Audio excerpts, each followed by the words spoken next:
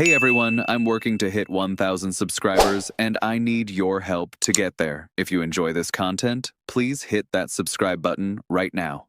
What if everything you're seeing right now isn't just noise, but actual smoke leading to fire? What if the public statements, the social media interactions, and the strategic positioning all point to something real happening? The Blue Jays CEO just went on record with comments that should have every fan paying attention.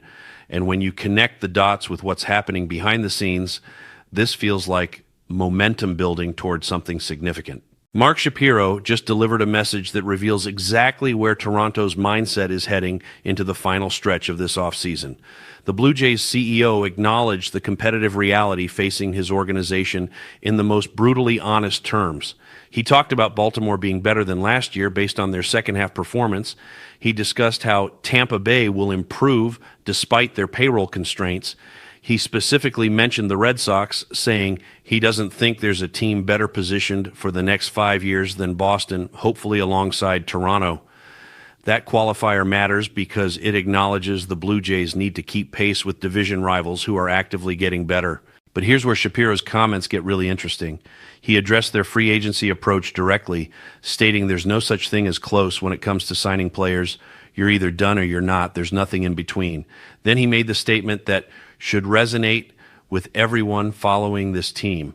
We are still working to get better. Our division is an absolute beast, and the bottom line is we need to get better.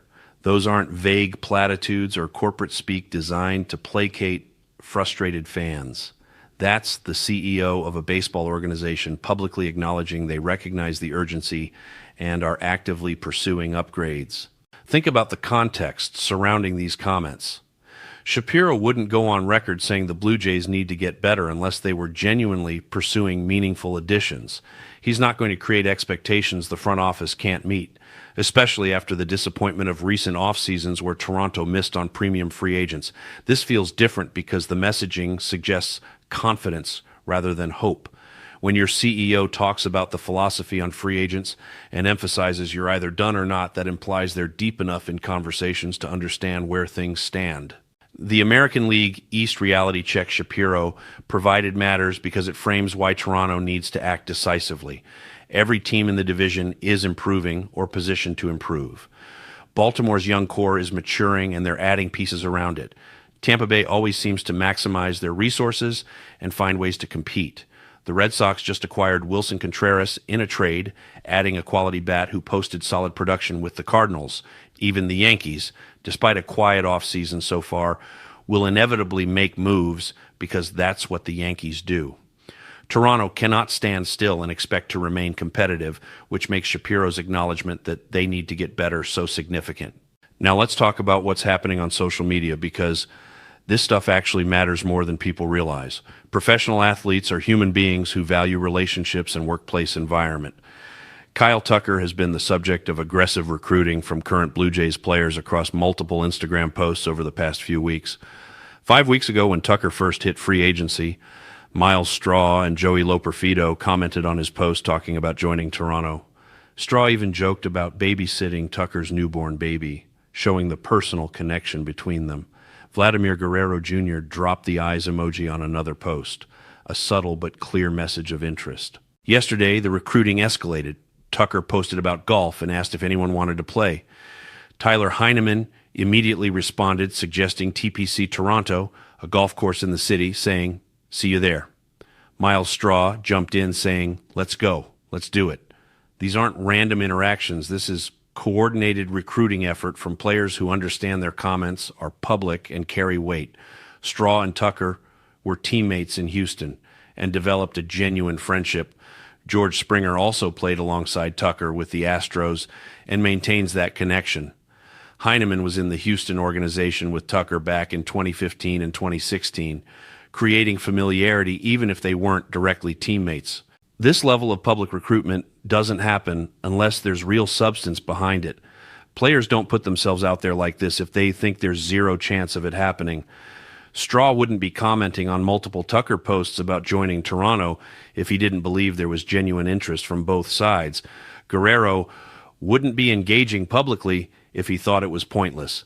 These guys know more about what's happening internally than any of us do, and their willingness to recruit publicly suggests they believe there's a real opportunity to land Tucker. The relationships matter tremendously in free agency decisions. When a player is choosing between similar financial offers from multiple teams, the intangibles become tiebreakers. Does he have friends in the clubhouse? Does he feel wanted and valued? Can he envision himself fitting into the organizational culture? Toronto has legitimate advantages on all these fronts with Tucker. He has multiple former teammates already in the clubhouse who clearly want him there. He's being publicly recruited by star players like Guerrero, who represents the franchise's future. The organization is demonstrating they value him not just as a player, but as a person who would enhance their team chemistry. Connecting Shapiro's comments with the player recruitment creates a compelling narrative. The CEO publicly states they need to get better and are actively working toward that goal.